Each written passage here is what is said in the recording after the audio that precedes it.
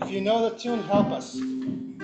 Yai, nai, nai, nai. Yai, nai, nai, nai. Nai, nai, nai, nai. Yai, nai, nai, nai. Yai, nai, nai, nai. Nai, nai, nai, nai. Yai, nai, nai, nai. Yai, nai, nai, nai.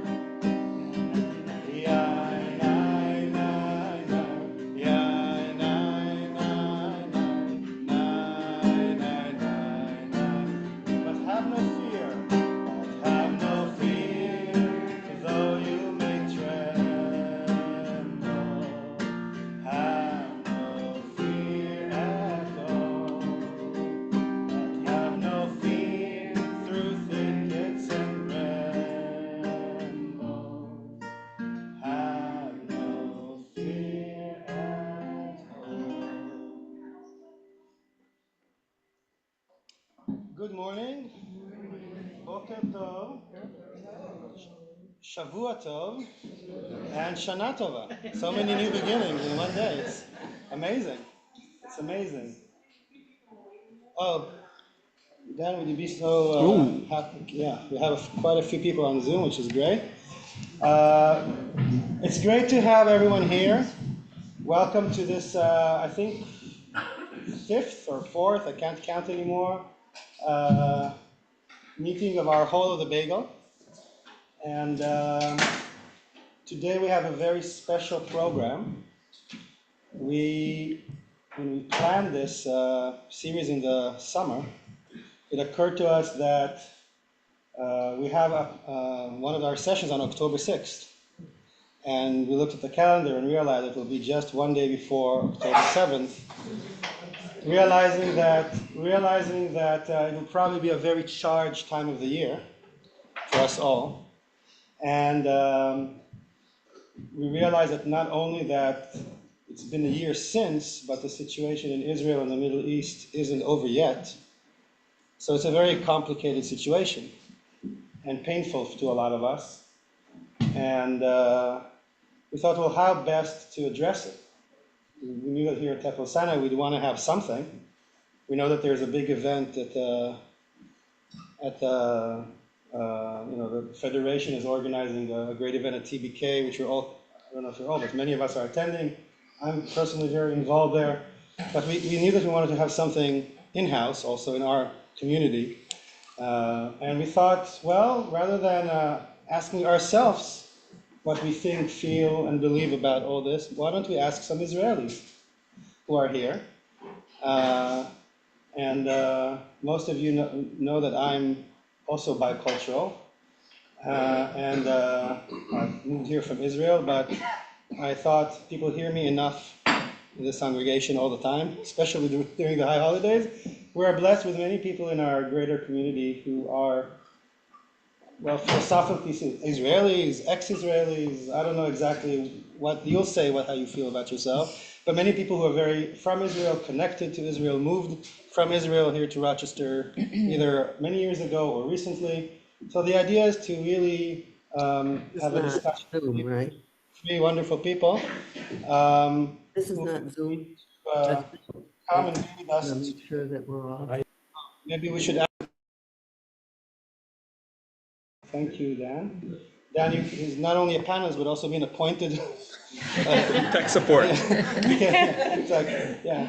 So you get an Israeli in town, immediately they become the tech support. What can you do? That's life. That's life. So Michal, Sharon, and Dan, we're so happy that you agreed to come and spend your morning, the Sunday morning, with us.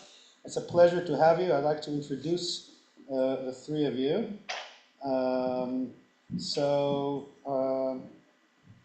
Sharon Shafrir, let's start with you since we know you already.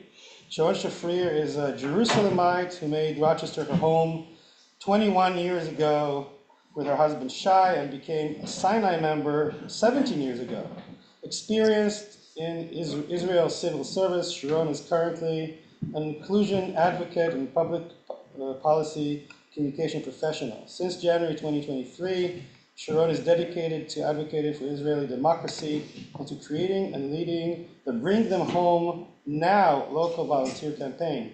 Her great source of pride are her three children, Ivri, Yoav, and Daria, and their impeccable Hebrew fluency. Temple Sinai is also very grateful for Sharon Shafrir for bringing here the exhibition of Shoshke, which is basically a heart-tearing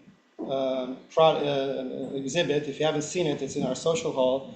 It's actually, I don't know how many drawings, Sharon? Well, he made many, he made hundreds, but I brought to Rochester 22 of those images and explanations for Yeah, each so if image. you have a time after this, just go to our social hall. It's just heartbreaking because you see the artwork and a short paragraph about each of those hostages. So thank you, Sharon, for helping us remember that thing, which sometimes is forgotten with all the current events, and we should never forget the hostages. So thank you for being the person who holds this torch in our community.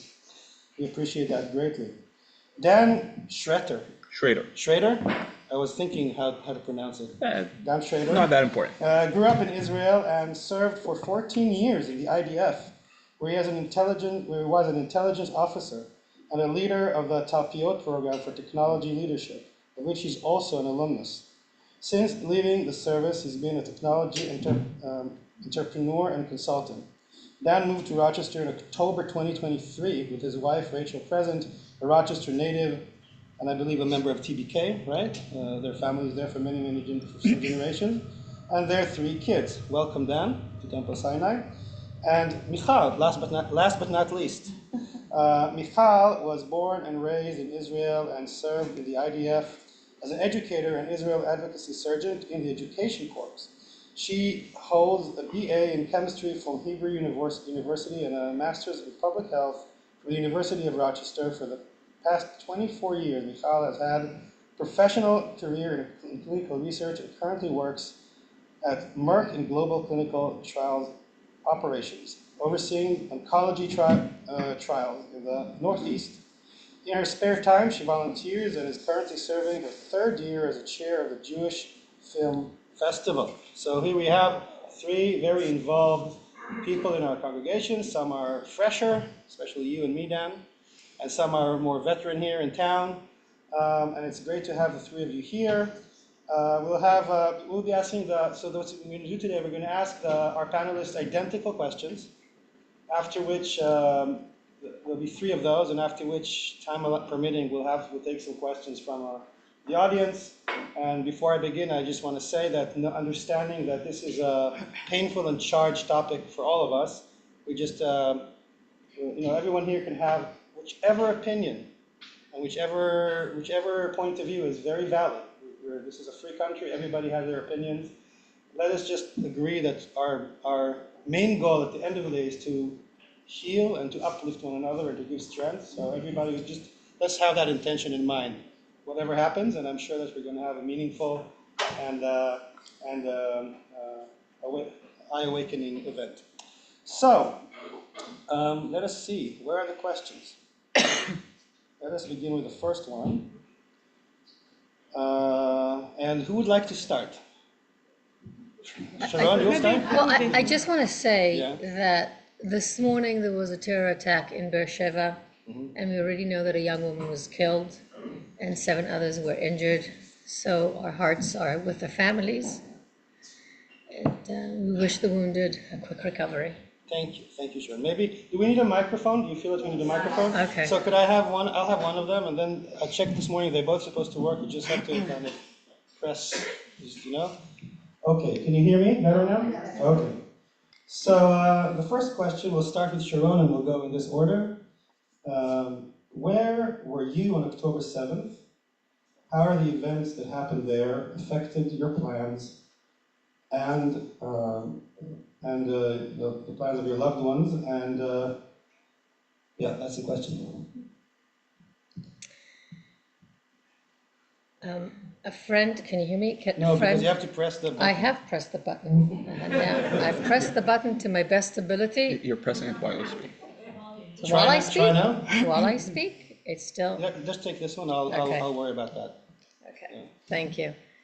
A friend of mine whom I recently met, also an Israeli, asked me, first thing in the morning. Something in that position maybe. Okay, it's me. Okay, now better?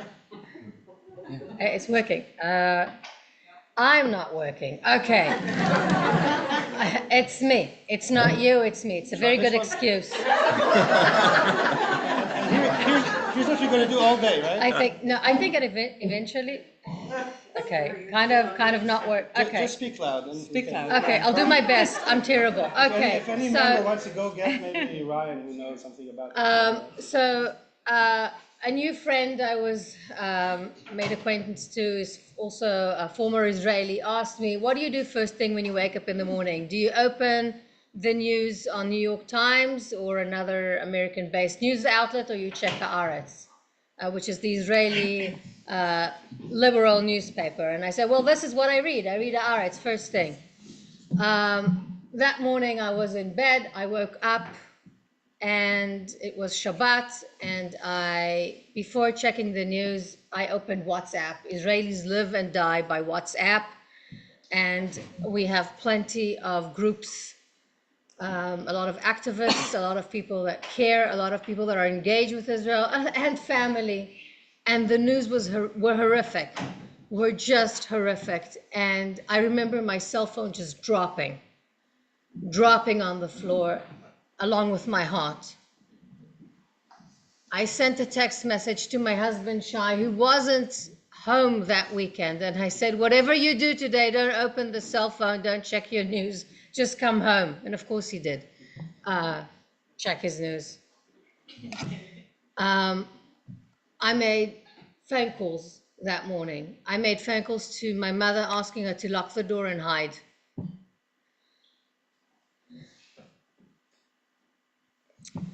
I made phone calls to my friends whom I knew they might be called to serve, cousins. Checked where they were, checked everybody's fine. Couldn't hear much, couldn't get much news. And that rest of the day was spent trying to handle the kids, trying to handle the news, and trying to handle my heart. That's in a nutshell. Thank you, Sharon.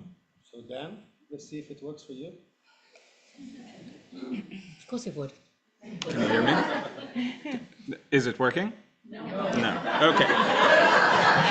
The one thing is we need some levity, and the microphone's introducing. I hope you can hear me. On the morning of October 7th, everything in Israel started at 6:29 a.m. That's when the attacks start. I was sleeping. I was in my then home just outside Tel Aviv, and nothing happened. But at 7:30, both my wife and I woke up together. She turned to me and said, "Was that a siren?" And I said, "You get the baby, I'll get the boys." And we ran down to our shelter. And that's how our day started. This is 7:30 a.m. in Israel, half past midnight here.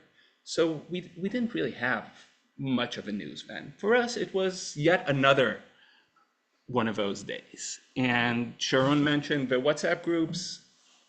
On the way down to the shelter, I already saw all the jokes and the memes from my friends on the WhatsApp groups. Within a number of hours, there were no jokes anymore. It took time for the day to unfold and for us to understand what was going on. And when you looked at sort of the foreign media, it seems like there was a lot more that was discussed than was actually happening in Israel. And this is because Israeli media has an approach of trying to be responsible. Certain types of news aren't published until they're confirmed. This isn't always the case. But I remember, a few hours in, looking at the headline of Ynet, which is, one of the other large news publications, which I actually like Haaretz better, but Ynet tends to be faster. And they said something, I can't remember if it was 14 or 24 announced killed. And I'm thinking to myself, oh, this is a bad one. Little did we know. A few hours later, I found myself, there was news, there were many reservists being called, and many of them were congregating at a train station nearby, and they were already there, but the buses to take them down south didn't arrive because of logistics. And they were there, in the sun with they were stuck. So people from the area were trying to get them food and water. By the time I got there, you could feed a brigade with the amount of food that was just there waiting for, not so many soldiers. And that was October 7th for me. Within a week, I attended the funeral of the son of a business partner who died, as a reservist in a special forces unit that day. My wife attended the funeral of the son of her friend who died protecting one of his friends just in his home in one of the kibbutzim. And to look at the slightly sort of longer term picture, you asked about how it affected us and our loved ones. We were there, we were trying to do what we could. But within a number of days, we realized that, we were very uncomfortable just, running up and down to shelter with our kids. And I realized I wasn't going to be called up by my unit since, given my age and other matters. And we decided to come visit my mother-in-law here in Rochester for a couple of weeks to, pull the kids out of what was going on. And as things unfolded over time, we decided to stay here, and here I am. I won't go into the details just because of time, but obviously it's a complicated decision at a time like this. I've since been involved in the formation of a nonprofit that now is raising funds for the orphans of that day. And a lot of our lives have changed in so many ways. We feel that we're not the same people. And I look forward to the hope that, the future ahead of us, that the following year will be better.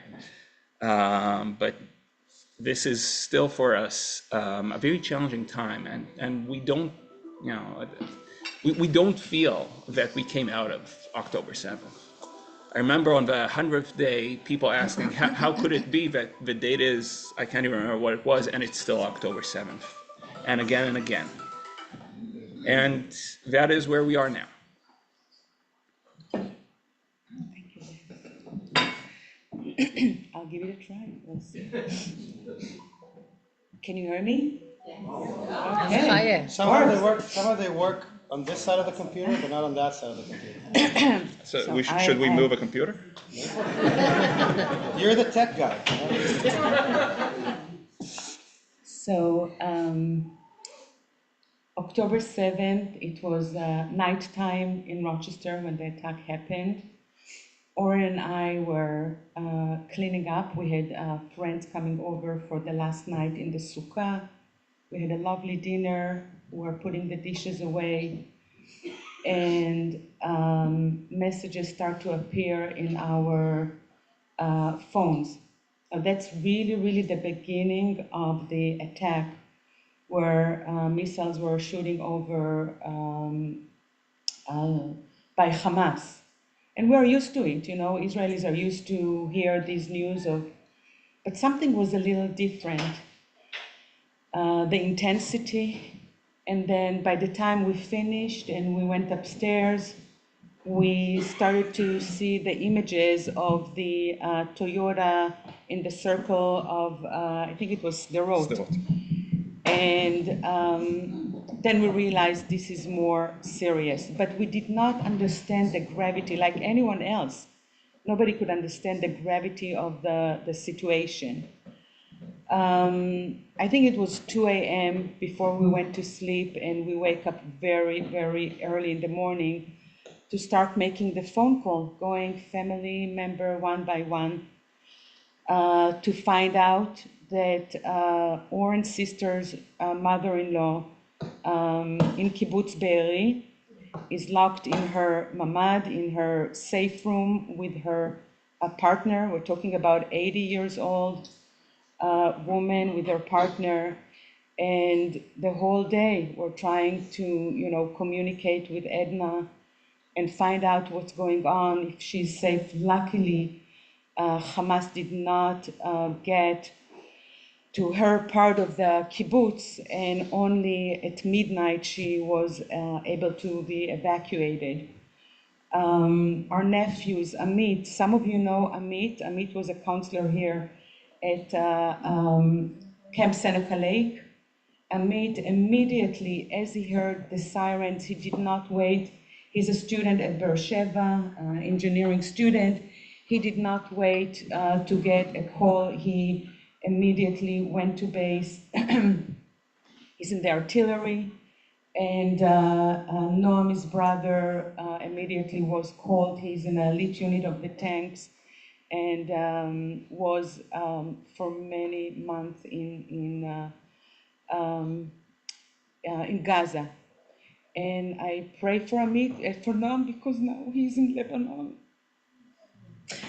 So we all pray for him, for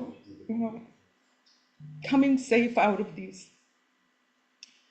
I think at that time also my brother, who is a veteran psychologist in the army, he usually have to take care of soldiers, of preventing PTSD. So he also immediately reported, and the stories that he told me that day were things that I will never forget. There were things that were so horrible from what he heard. But the one thing that he told me, and I have to say that my family and I are very, very different in our political views. Before October 7, we had a lot of arguments, a lot of talks about what was going on in Israel. But the one thing he told me, Michal, we are one people. We are here, Haredim, and girls and boys, and left and right, and for Bibi and not Bibi, and we are all one. And that gave me, I can't say a good feeling, but it showed me that Israel is a very special place. I have to say that since October 7, I'm not the same person. I really am a person who walks with 10 kilograms on my back, with a big agony. People ask me how I am. I can never say I'm good, I'm okay. It's like, we hope for the better. But on the way, I discovered some new friends. I've discovered some non-Jewish friends who periodically will call me and ask how I am. Colleagues at work who would email me periodically, try to find out how is my family. Friends here in Rochester that I never thought they cared about Israel or anything, who called and asked and supported. And this will take us a long time. It's not something that is going to be resolved soon. And I hope for the better for our families in Israel. Thank you. Thank you, Michal, Dan, and Sharon. Let's move to the next question. What has changed in Israel since October 7th? What is your perspective on the situation there now? I prefer not to be the first one to answer that. Okay, so this one will be Dan, and then Thank you. I'll try this again. Is this working? Yes. kind of. Kind of. Okay, it's a start. So, what has changed in Israel? Is it not working? Okay. Just speak loud. You will just Yeah, I'll try to project. I don't want to distract. Okay? So, You just have to hold our voices high. Sure.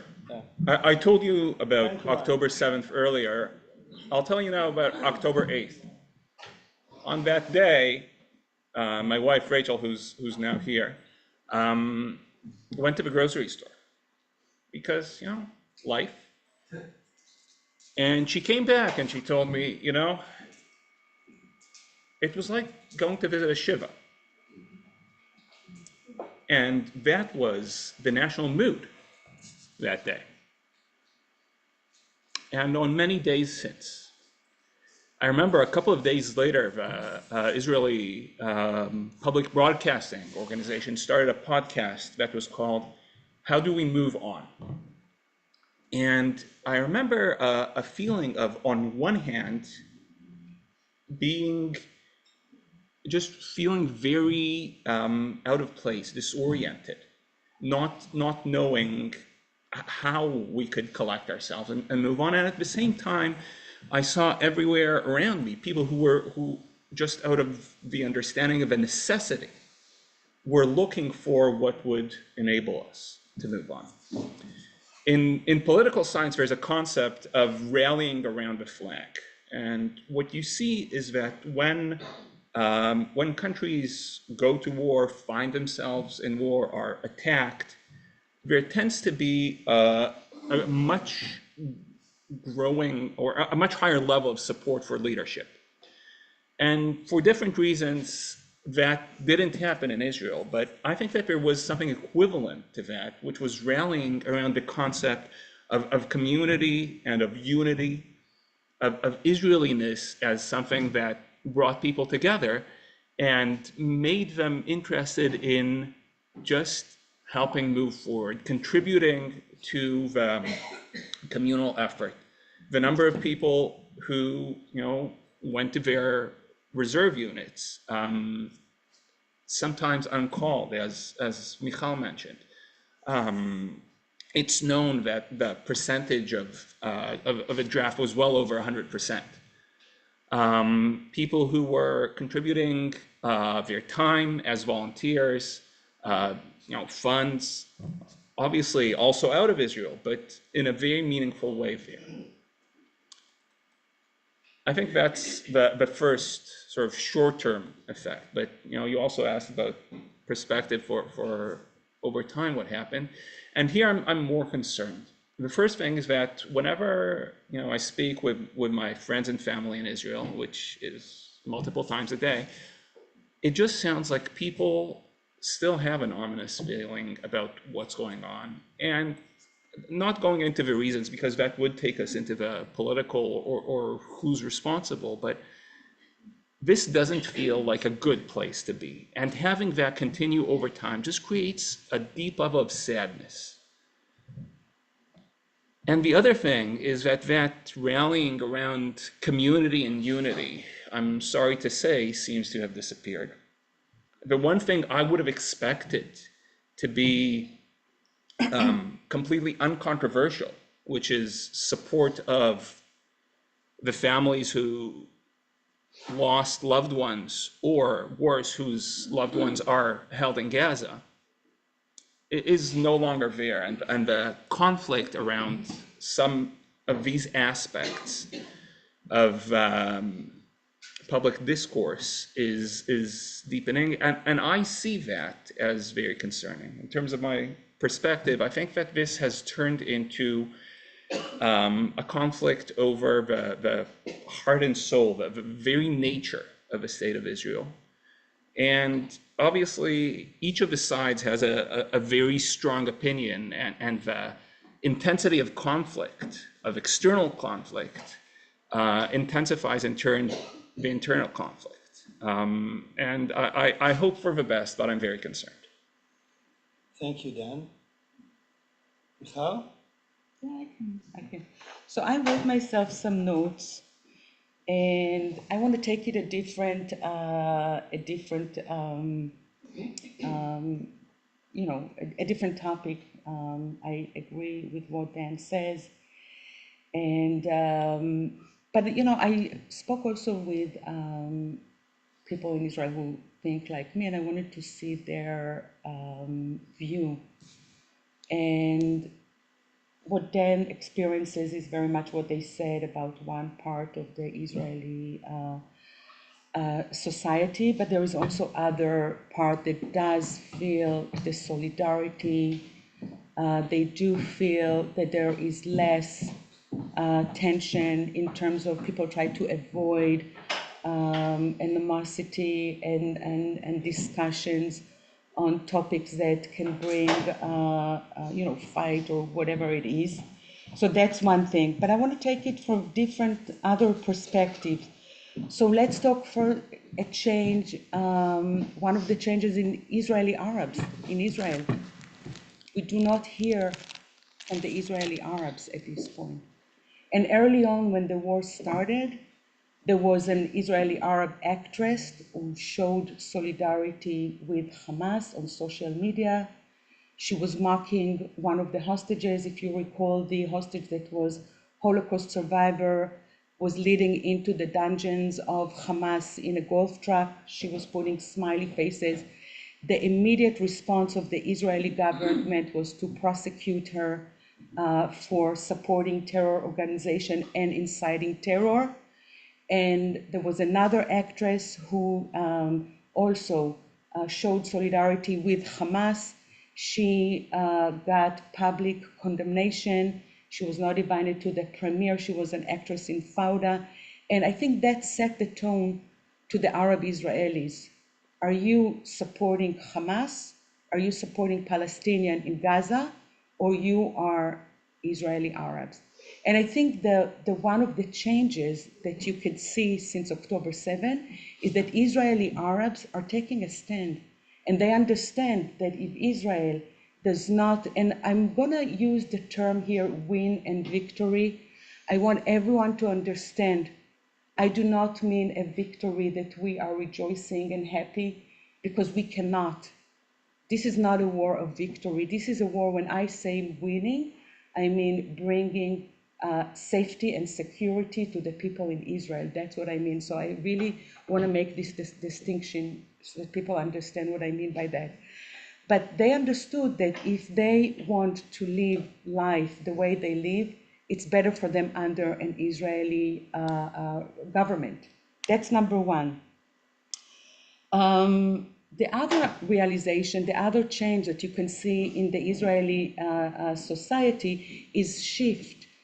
People start to understand that in terms of the two-state solution, in terms of the Israeli-Palestinian conflict, we were very much divided in Israel. A lot of people thought that the Israeli-Palestinian conflict was a conflict over land. And I think what the war of October 7 made a lot of people, especially from the left, there are a lot of people that was an awakening call for them, that this is not a conflict over land. It's not an occupation. It's not how you draw the border. It's a conflict over ideology, a radical Islamist ideology. And this ideology is an ideology that the only Palestinian state is from the river to the sea. We can tell ourselves how Einat Wilf says we can West explain the ideology of the Palestinian in our eyes. We can say that they want better life, and we can say to ourselves, no, it's Hamas is only the leadership, but the Palestinian people, they want peace. But the truth of the matter is that they told us all along what they wanted. We just did not listen. And it's not that we did not listen, we interpreted in the eyes of the West. We interpreted it that the Palestinian, like everyone else, what do they want?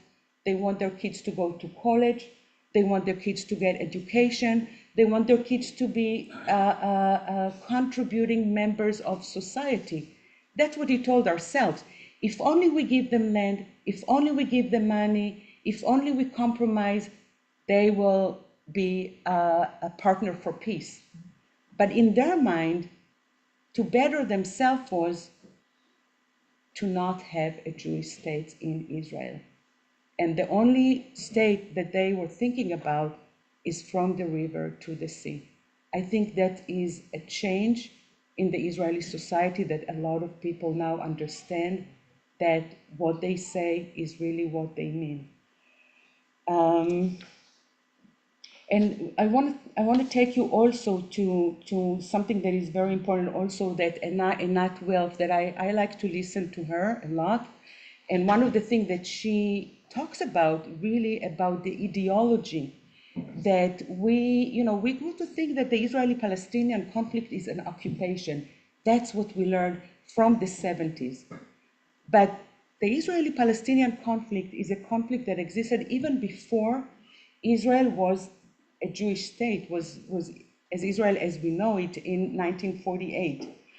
And the ideology of the Palestinian, which is according to, and that's radical Islam. I really, really want here to differentiate between, radical Islam and Islam, that not all Islam people think that way, but the radical Islam is what move all these forces.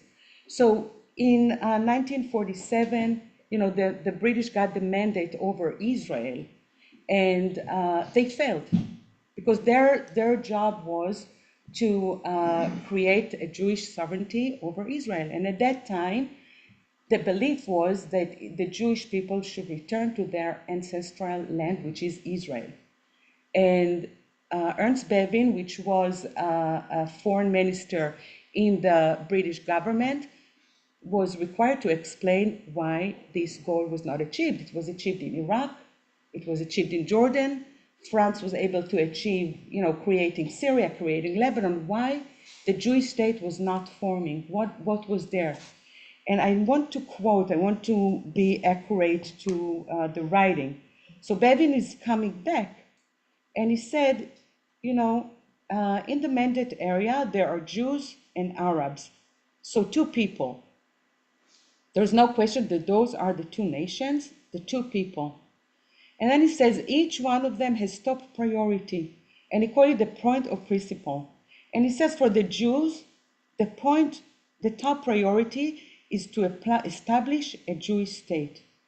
For the Arabs, the top priority, he says, and listen to that, is to prevent the establishment of a Jewish sovereignty in any part of the land. Now, it doesn't say, the Jews want this land, they have a disagreement about where the borders will part. It's the Jews want the state, and the Palestinians want that the Jews will not have a state. Okay, that's the ideology. And this is an ideology before there were any settlements, before there was any occupation, and that was all along the ideology.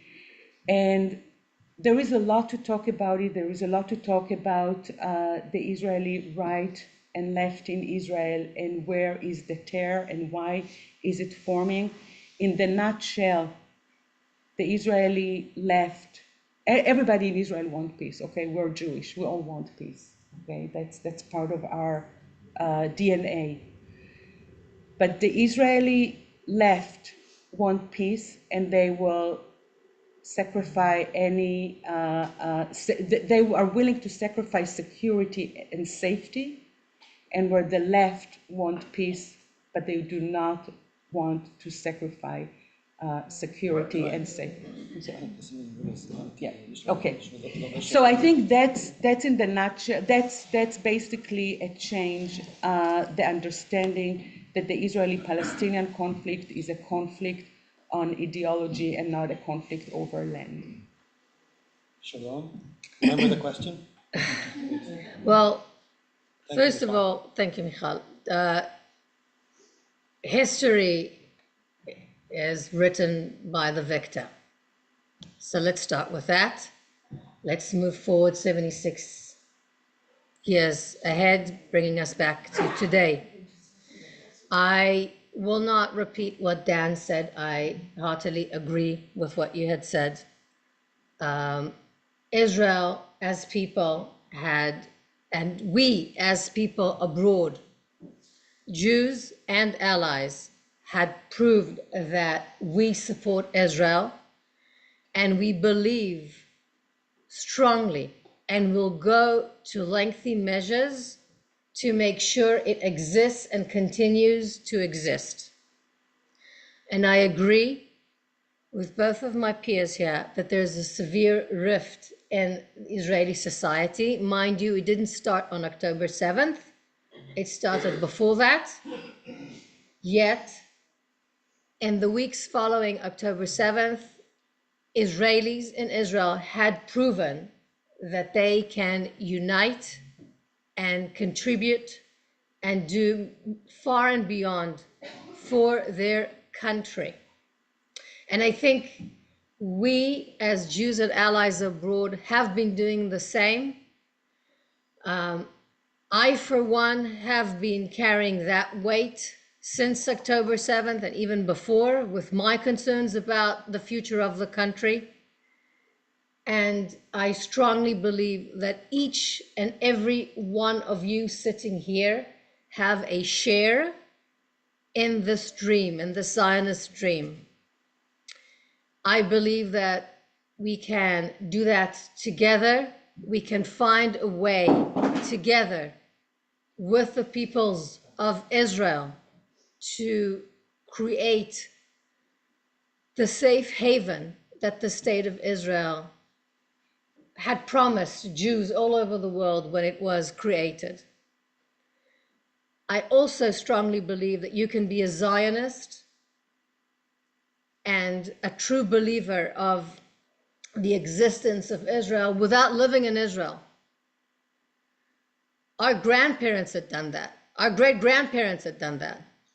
They paved the way 51 years prior to the existence of Israel to make it so. And yes, I agree. Our neighbors are not Swiss. We have significant challenges unlike any other nation. We can compare ourselves to former Yugoslavia. It's uncomparable to former Yugoslavia. We can't compare ourselves even to the Europeans who conquered North America and South America with what happened to the indigenous people. This is a different story of a people that has been prosecuted and persecuted for 2,000 something years just because we are who we are and nothing less. And we'll always have different opinions. Hey, we're Jews. Two Jews in a room, you always get 10 different opinions. But what I feel is the key problem in terms of identifying or cementing Israel's future as a safe haven is, first of all, making sure that our hostages are back. This is the highest Jewish value. Maimonides had said so back in the Middle Ages. And we follow a lot of his halakhic decisions and rulings about how to be a Jew. And this is one of the things. It surpasses everything, even Shabbat keeping. So returning our hostages is one thing. Securing our borders, having a border, and finding a way to have all of the peoples, all of the citizens of Israel share the burden of having a solid, liberal, democratic country. And at the moment, Israel is ostracized for many reasons. First of all, for being Jewish. We agree on that. And the second, Zionism is seen as something that is racist and appalling and something that we should denounce.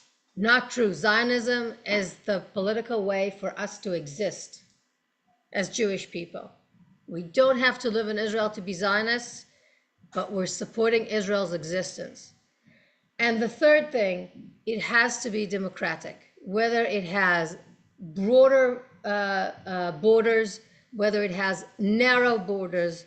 The only way that we can find Israel as our home, make it a home, if not for us, then for our children, our grandchildren, is by doing that. And I truly feel that what Israel is in the process now, aside from defending itself fervently, the people in Israel are exhausted. And I want you to understand they are exhausted because the Israeli equivalent of FEMA is not functioning. And not everybody is carrying the burden. And names of hostages and names of soldiers that have been killed or murdered pour in daily, just like this morning. And the people in Israel are exhausted. We should show our support to our best ability. We should understand what's going on in Israel and help as much as we can until the state emerges, rises to the occasion, and provides what the people need. And they're struggling, but I can tell you we're all part of this amazing, amazing people. I don't know if we're going to be around for another 2,000 years, but I would sure do my part in making sure that that may happen. And I hope you do too. Thank you. We have two more rounds of questions, and then I would like to also leave some time for questions or from the audience.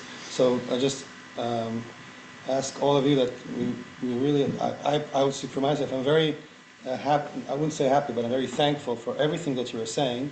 And just please try to keep your answers to 3 minutes more or less, so that we make sure that we're all heard. I'll leave some time. I realize this is probably the hardest task. I know.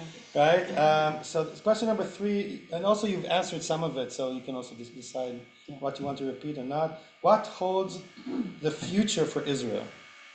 What direction should it take from now on into the future, in your opinion? I'll be the first for this one. Okay. Just speak loud, Michal. All right. So I want to, number one, I want to say about Israel's democracy. I can tell you that before October 7 and after October 7, I feel more than ever that Israel's democracy is one of the stablest democracies in the world. I mean, what we've gone through a whole year of demonstration, and the way the Israeli government handled those demonstrations, allowing them to happen without too many casualties, that is really an exemplary for the world and how democracies should be. And to me, to doubt Israel's democracy is now, let's go in a campaign and say that let's make sure that the sun is shining every morning, right? Let's do a campaign that we want to make sure that the sun is shining every morning, and we run it and we talk about and we do the demonstration. The sun will still shine in the morning. That's the democracy in Israel. And I think if we move efforts to other directions, we can be a very, very prosperous society.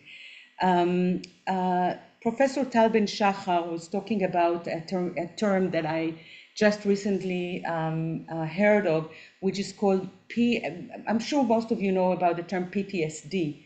He's talking about PTSG, which is post-traumatic growth. And Dr. Tal Ben Shachar, he's a graduate of Harvard, Israeli psychologist, and he explains it in a term of I'm sorry, I forgot the word. But if you take a ball and you squish it, it will go back to where it is, which is that's called resilience, and he call it resilience 1.0. But if resilience 1.2 is if you, for example, bounce a ball and the ball will go higher, that is resilience 2.0, and that's anti-fragility. Okay. Another example: if you go to the gym and you work on your muscles, they're going to grow bigger than what they were before.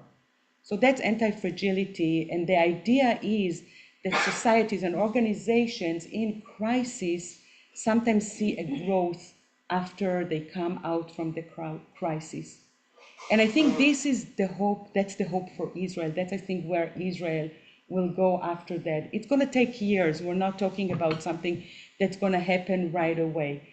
But, you know, one of the topics is empathy. That's one of the things that we need to see more in the Israeli society. And I think that, you know, one of the division in Israel, as we know it, is a division between the Orthodox community and the non-Orthodox community. Now, when I came to United States, one of the things that I really fell in love in the Judaism here, that you don't have to be, you know, Orthodox, Shomer Shabbat, and still find a room to express your Judaism, whether it's in the conservative or it's the Reform synagogue. Everyone can find a place where they can express their Judaism. In Israel, it's very, for the most part, Rabbi, very dichotomic. It's either you are Orthodox or you are secular. And then the Reform, or what we call in Israel Reform, which is more conservative here, is a very, very small segment of society. Now, a lot of the seculars in Israel define themselves Jews. They'll say, I am Pride, Zionist, Jewish, but if they are not practicing their Judaism in the Orthodox shul, synagogue, they don't have another place. And I think there is a lot of animosity between the Orthodox, who try to impose that as the only way of living Jewish life in Israel, and the antagonism of the seculars. If there will be a room for empathy, number one, you know, from the secular, to understand, you know, that there are people that they're, how do you say in English, Toratam, Emunatam, Omanutam, that these are people who want to study Torah. They study Torah for the morning until the night. And I'm not an Orthodox, please. I'm not here to advocate for the Orthodox, but I do understand that there are people that that's what they do. Exposing them to Israeli army can really impact the way they practice their Judaism, can impact their society. And I'm willing to allow a certain number, not to the extent that what it is. So we need to come to terms and decide, okay, we allow that a number of, you know, Haredi guys that are very, very much want to learn and want to learn the Torah do this. But on the other hand, they need to allow the other Judaism to be expressed. And for example, the women of the Kotel, these women who want to, you know, go and, or women who want to read from the Torah, or have more a Reform and conservative synagogues in Israel, so everybody can go. I think if these things will start to talk, instead of talking about the obvious. We are a democracy. Nobody can take it. Okay. So that's number one. Okay? Yeah, we really have to keep it for 2-3 minutes each. Okay. All right. With your respect, so choose what you want to focus on because we are limited in time. Okay. Dan? Sure. The question is, which Yeah. direction should Israel go for in the future? At the end of my last answer, I said, I see this point in time as a fork in the road. And the external conflict is terrible, but Israel will get through it to the other side and find its way. And is this an existential threat? No, it isn't. But the internal conflict is. And this is a time for Israel to choose a way or to stumble upon a way forward. And the question is a question of its very nature. Now, you asked us to not be political, and you all see that we're all talking about topics that are essentially political. And you put Israelis in front of such a question, and we care so much. That's why we go there. Now, I'm not going to state my opinion. If you do have, at some point, a discussion of these topics, I'm willing to take the other side of the argument. But I'll just say, the one thing I disagree with you on is whether these are questions or not. And my sense is that right now, some of these topics are far from clear in terms of where they go, and I am concerned. I'll stop here. Thank you. Just to make a point, I did not ask us not that we're not political. I asked that we're conscious of our main goal to be healing and respectful of one another. I doubt that we can be apolitical in such a topic, and I appreciate all of you trying to kind of respect that. Thank you. Sharon. I completely agree with Dan, and I'll just save the time for the next question or Q&A. Okay, appreciate it, Sharon. So the fourth question, kind of bring it here. How does the situation in Israel affect American Jews? And what should be the role of American Jews at this time?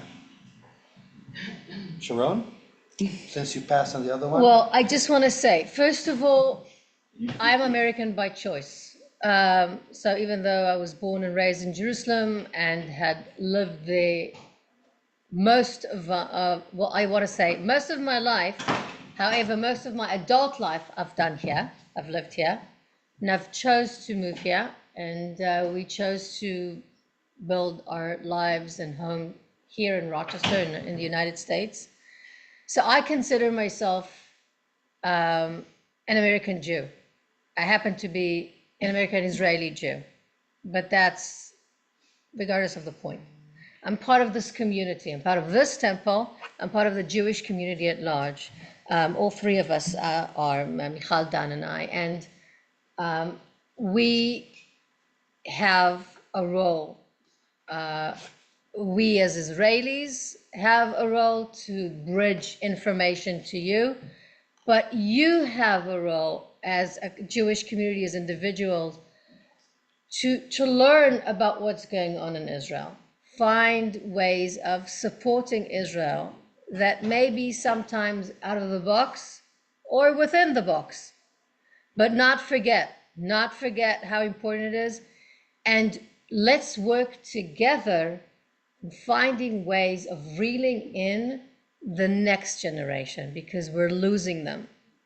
And if we're looking at the future of Israel, we have to understand that we're also looking at the future of the Jewish diaspora. And the key is the next generation.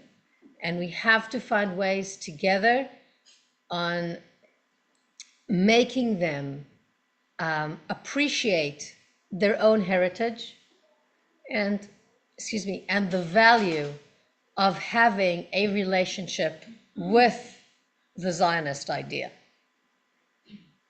That's in a nutshell. Yeah. So Sharon was talking about her time here and the share of her adult life that she's been in the community. I'm obviously I'm new. I don't even know if I think of myself as an American Jew. I'm not ready to contend with those questions of identity. And I was born in Israel, but as you know, given that my father was at that time a recent immigrant from Canada, and that I've spent a lot of my life in dialogue with friends and family throughout North America, I have somewhat of an opinion on the matter. And I've seen that throughout the years, there has always been a question of the place of American Jewry relative to Israel. And the support is great, but then to what extent do Jews who not live in Israel get involved in what's happening in Israel, and to what extent do they have a right to an opinion, the right to dissent from Israeli leadership?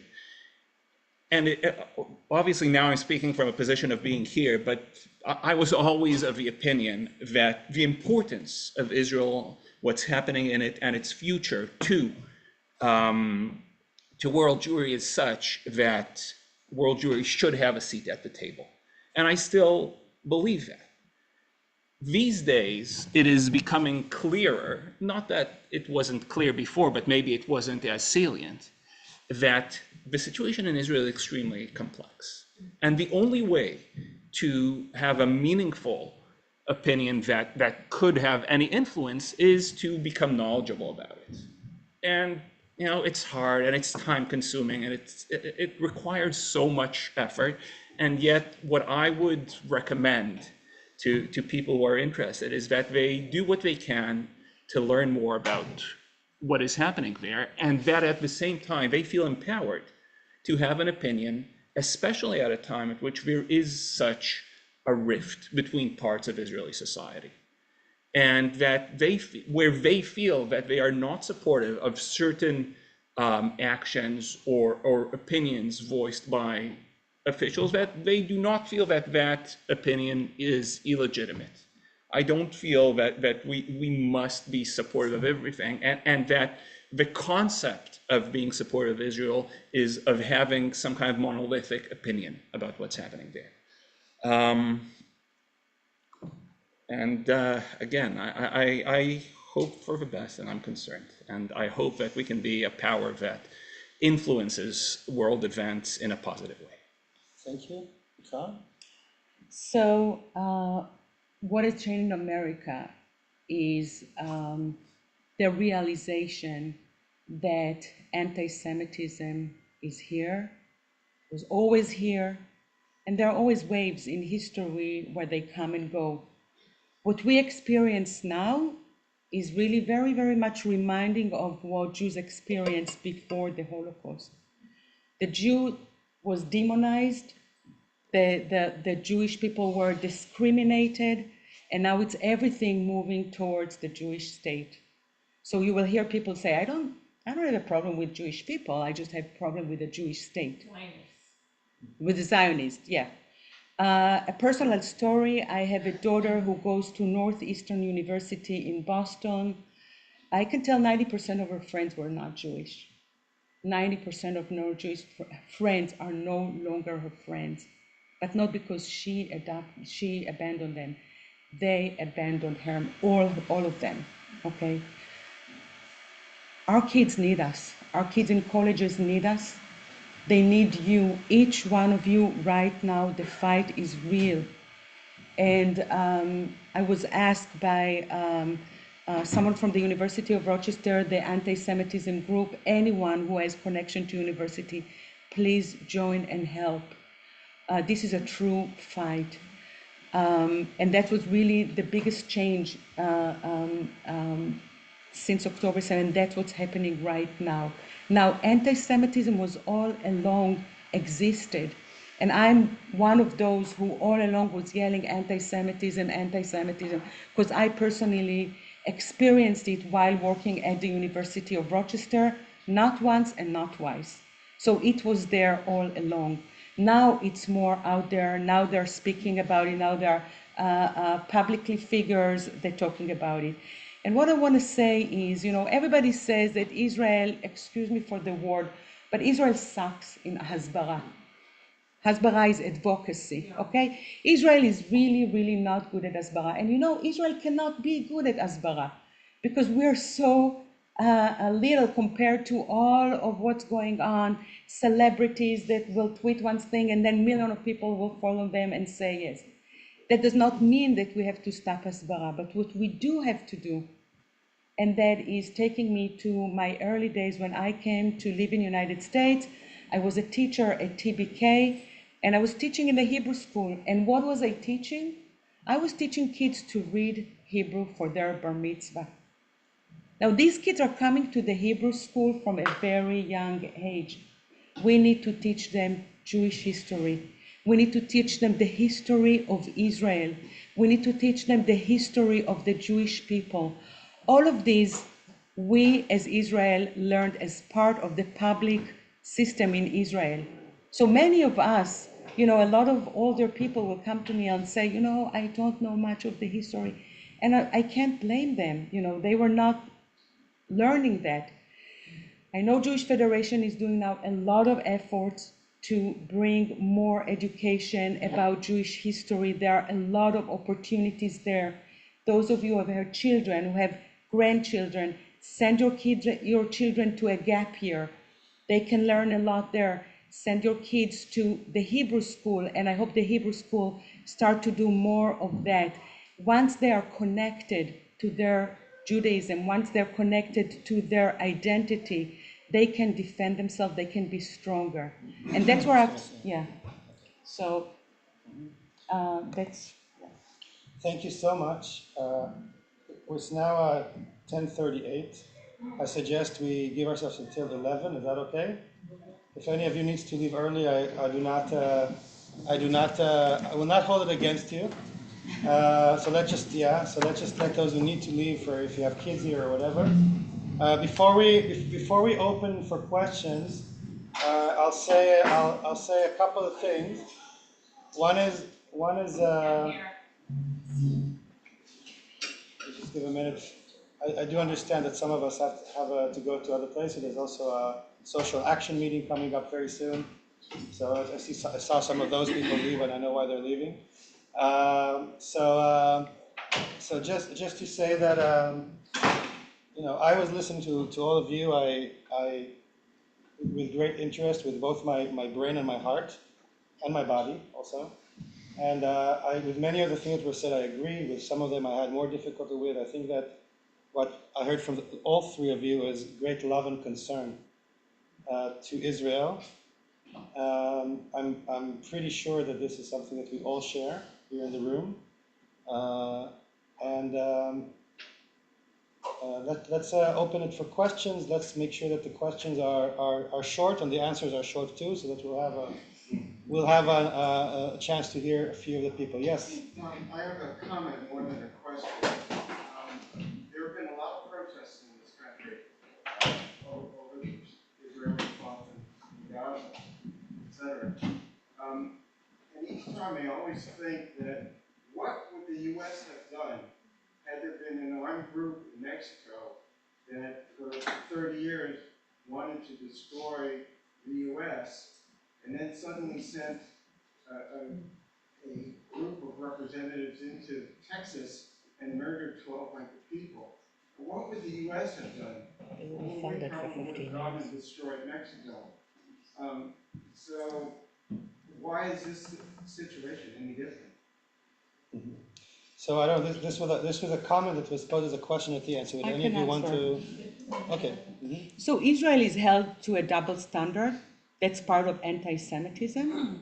So that's my short answer. I don't have to say much. I think everybody understands what the double standard toward Israel means. And again, we have to be strong. We have to be together. We have to be united. That's the only way that we can fight this way. And Israel needs to do what it needs to do by itself. Anyone else would like to comment on this, or should we move to the next question? Okay. So how do you guys remain faithful to God during this time? What is it? How do you guys remain faithful to God during this time? Any of you would like to answer? specific. I'll say something as a, look, I don't see myself as a religious person, so the concept of faith to God is one that is challenging to me. But I think that it's a question that I'll take in the direction of, how do I see my Jewish values, which are a very important part of my identity, at a time at which the world events challenge them. My grandfather was a very religious person who, coming out of Auschwitz, he tells the story of his first Yom Kippur after the war in shul, banging on his chest and making the confession, which is part of prayer, and just feeling that he couldn't stand it and running out and having a terrible crisis of faith that he came out of. And I think that throughout Israel and the Jewish world, I've seen people so shocked by the events of October 7th that for a certain period of time, a feeling of anger, of need for revenge, dominated people's opinions and influenced public policy. And to an extent, that's understandable. But I think that we need to, come out of the initial response and over time ask ourselves who we are and what our values are.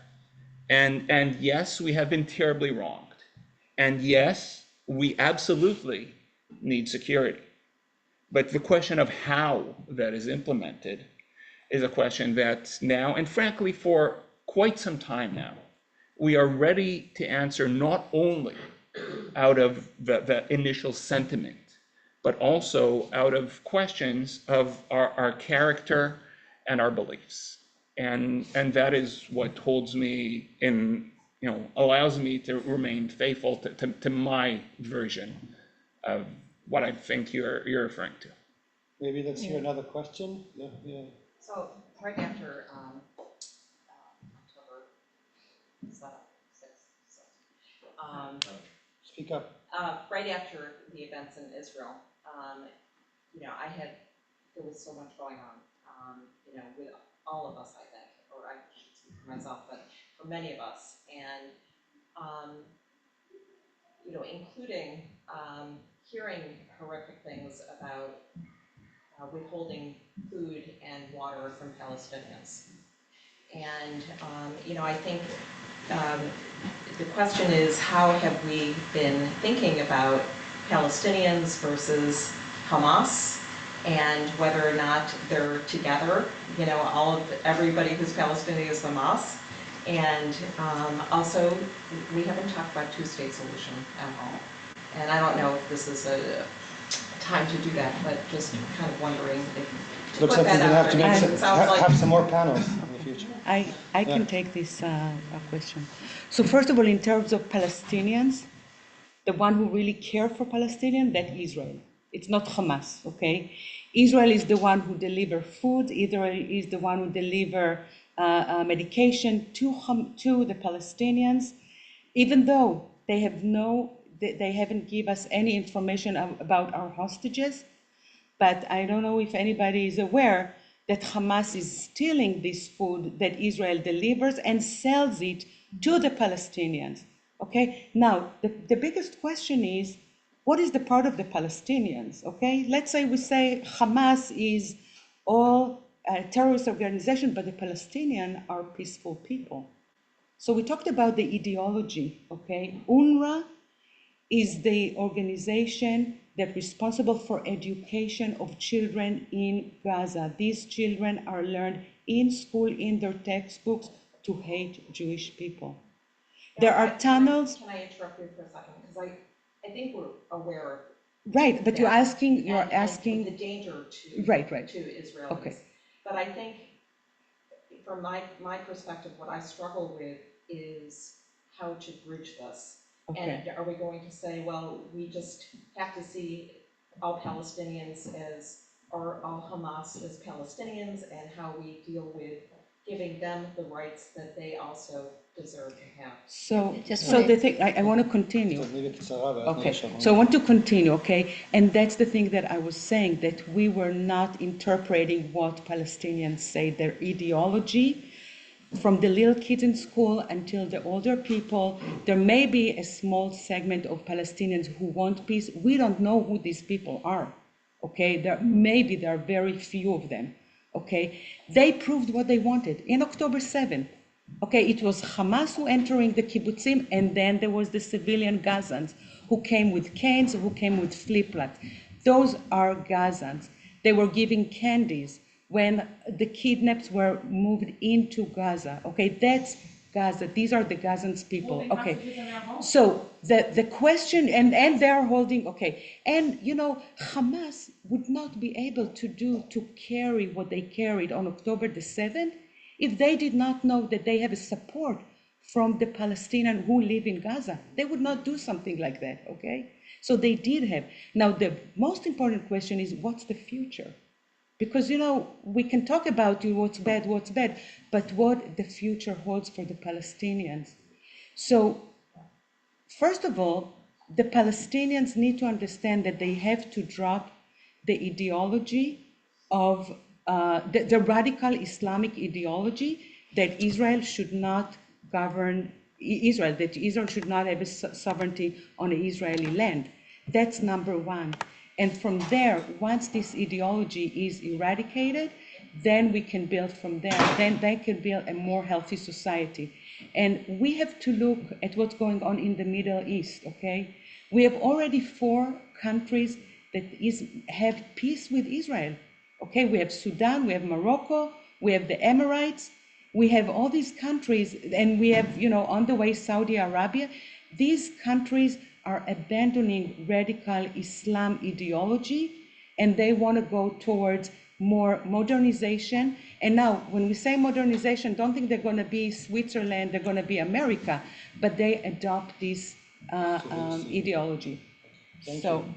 Thank you, Sharon. Do you want to comment I about think, this? I think I'll let other people ask another question. Just want to say that there are ways of supporting civilians and supporting the innocents that I think it's beyond the realm of this room to have the conversation about. And I think that a transformation is required across the board in this region. And I think that not only Israel is in a fork road, but also Palestinians. And I think it's a tango. Sheva? I agree with you when you said before that we're losing the next generation, the engagement with Israel. And I'm just curious, you know, if you had any ideas of how we might change that dynamic. I'll just say my daughter, she has, you know, expressed that she's told a lot what to think and what to say, how to defend Israel, but no one's asking her what she thinks or what she wants to say. And she feels very disenfranchised about the whole thing. She also has a very good friend, a best friend who's Muslim, and they've weathered through. Someone just said to me, well, I just thought they wouldn't be friends anymore. And I said, no, they've made it, you know, like they're choosing what they want to talk about and not talk about it.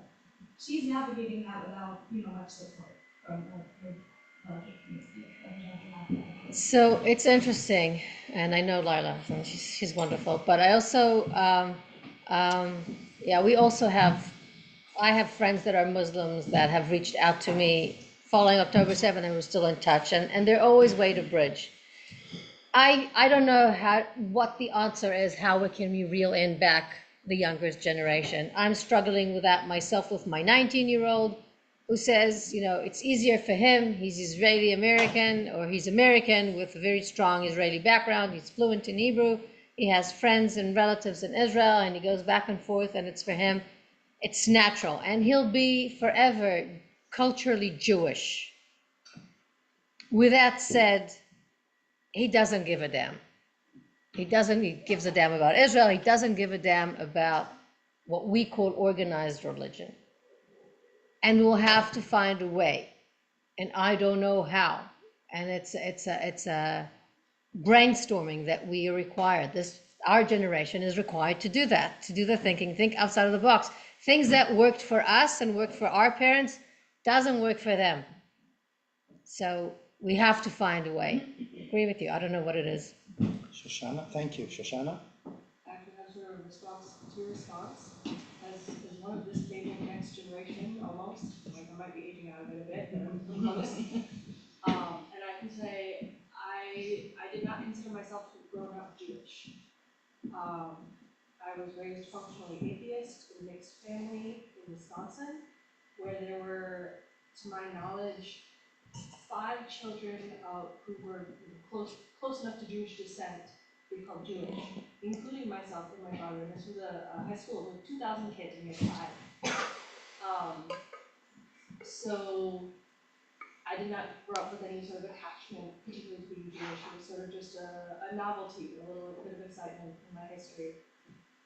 And my name, which actually I was born as Shoshana, so it's unusual because we weren't Jewish, per se. And I always introduced myself as saying my father's family is Jewish, instead of saying I am Jewish. And I can say that when I was in college, back in the 20-teens, all I was hearing, I wasn't delving into the history of Israel at all. It wasn't anywhere close to my major. But all I kept hearing was the Palestinian side of things. That was all I ever heard. And it was convincing the way they presented it. You know, they were talking about, oh, Israel is discriminatory and they push people into, small areas and they don't let them out. It was very convincing. And what ended up changing my mind was that I realized I was eligible for the birthright trip. And it wasn't like, oh, I'm going to reconnect with my Jewish roots. I'm like, no, free international travel. So I was like, might as well take advantage while I can. Best husband alive. It still worked while I went, but perhaps not really as they wanted. And while there, they started presenting more of the Israeli side. And I started to realize the issue was more complicated than I had understood previously. And that was really what sort of led me back in, was that knowledge that that I had been missing things. So I guess my best suggestion would be to help get the word out, to clarify that there is, because up until that point, I really hadn't heard the Israeli side, or the Jewish side. Beyond that, on said trip, back when it was a highly theoretical exercise, we were asked to debate what was required for the Jewish people to remain, to just continue to exist. And at that point in time, the conclusion we came to was that we did not absolutely require the state of Israel. It was a good thing, we all liked it, but that if it were to be wiped off the map, that we would continue. And it's suddenly gotten a lot more real and a little more questionable. And yeah, I'm not sure there was a question in there, but if you'd like to respond, feel free. I think we're kind of running out of time, so I think maybe we'll you want to have like short remarks to conclude? 1 minute each, something like that? I want to say something about this last discussion. So I think it's important. It's also important for your daughter in that context. What I said earlier about the permission to dissent, I think is important in connecting with the next generation. And what I mean by that is Israel's leadership in quite a few recent years has gone in a very specific direction, which clearly is at the very least somewhat polarizing, and especially to young people in the US. And I believe that you can be supportive of Israel while having a different opinion about what is right for Israel, and allowing that opinion as part of a, call it, broader tent of what is considered being supportive of Israel, and including such stances as legitimate, I think, is critical to enable people to feel both supportive of Israel and, true to their identity and values. I agree. Thank you, Dan. I agree. Thank you. I think I'd like to also have a summary. So So to answer your question and to really give a summary, what is the role of us here? First of all, these topics, we can talk for a very long time and comment to one another. And I really, really appreciate this very respectful panel. I always say, the reason we as Jews here in the United States, here in Rochester, can thrive and can get to our fullest potential. Each family, if you look around at their children, can do anything they want and allow their kids to reach to their fullest potential without being discriminated, without being feel inferior. And that's my belief, that it's thanks to the fact that Israel exists. And Israel exists as a strong country. And if we go back, just, before Israel was established here in Rochester, there was a lot of anti-Semitism. People here from this congregation told me there were signs in playgrounds that Jews and dogs are not allowed here in Rochester, okay? I belong to a club here that was established because Jews were not allowed in other clubs. That's why it was established. Okay, there were a lot. University of Rochester had quotes for Jews. Jews in the 70s could not just apply and be accepted. There were quotes for Jews. Okay, after Israel was established, after Israel was able to show its strength to the world, then they started to look upon the Jews differently and apply judicial laws that were to protect Jews. So just the final statement, the role that each one of us has is to ensure that Israel remains strong. We may have different opinion, and that's fine. But from the outside, when we go outside, we are one in supporting of Israel. That's my takeaway. Thank you. Thank you, Michael. Sharon, last comment? לא, רק לא לשכוח לי את זה. Okay. So maybe talk about that for a moment, and then I'll close. Yes, thank you.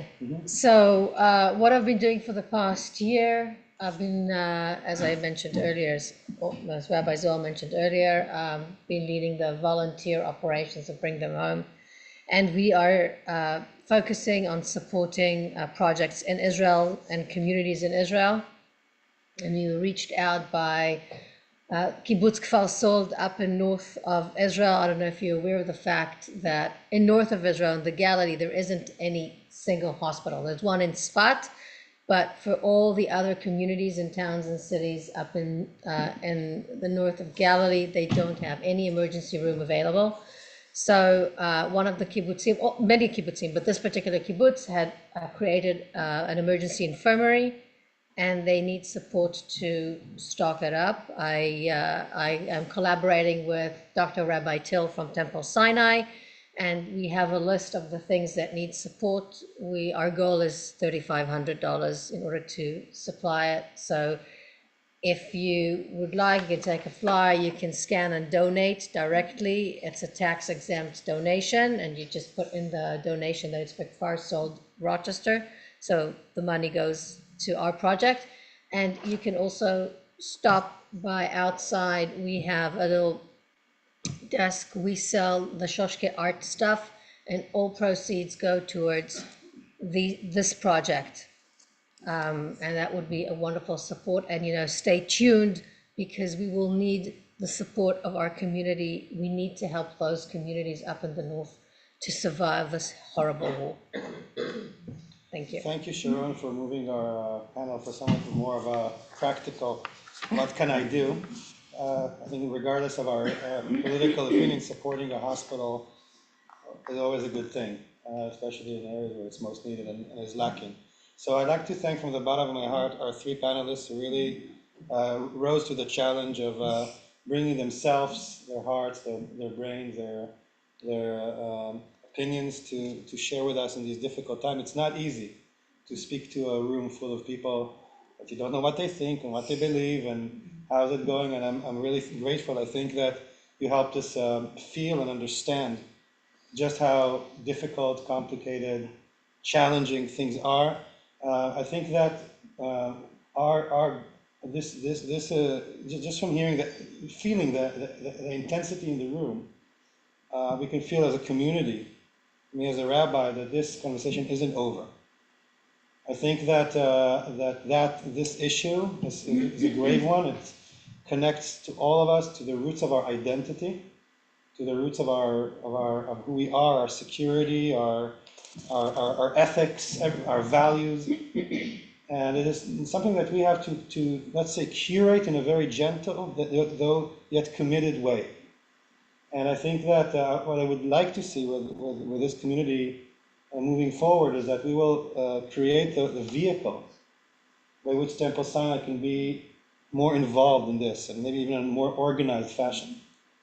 Right? I think that we have the responsibility to create within our community, just like we have, so many committees and so many subgroups that are passionate about certain things, that the Israel issue, not issue, because there's Israel over there are Israelis in Rochester.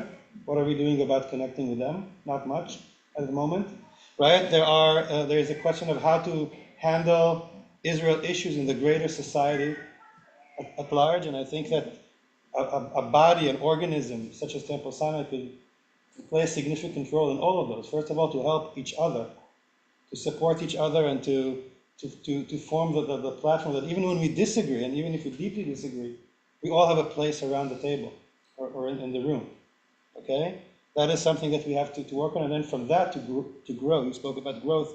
To grow to a place where we can be involved and influence what's happening in Israel, what's happening in here, vis-a-vis Israel, anti-Semitism, Jews in America nowadays. This is something that is our responsibility to be involved in. So I want to thank each and every one of the people who attended this morning, both on Zoom and in the room. I think that coming here maybe wasn't easy, because we think, oh, what's going to be said and how I'm going to feel about that, and right, and maybe I agree and maybe I don't, and right, by being here, by being present, we will not answer all the questions about Israel today. We will not solve the Israeli-Palestinian conflict tomorrow, but we are committed to being part of this people in this difficult time. So thank you so much for being here. Next week there is no Hole of the Bagel, so stack up on some bagels at home. It's going to be a day after Yom Kippur, and we all need to kind of, chill at home.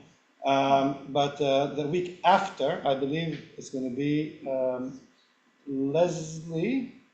It's going to be Sukkot, and our congregant Leslie Newman is going to give a talk about the very important work that she does with the Native American community. Sukkot, we are the nomadic people, and she has a company that helps with housing for Native American people. It's going to be a week after Indigenous People Day, which used to be called Columbus Day. So I learned. So we want to kind of bring in this topic. Like I say, sometimes when people get very worked up about Israel, Palestine, whatever, I say, have we solved all the problems in America? That we can only focus about, and unfortunately we have not. There's lots of work to do. So that's going to be in 2 weeks from now. So make sure you reserve a hole in the bagel and come to that as well. Meanwhile, Shana Tova. May we have a meaningful Yom Kippur, and thank you again to our panelists. Thank you, everyone. Thank you.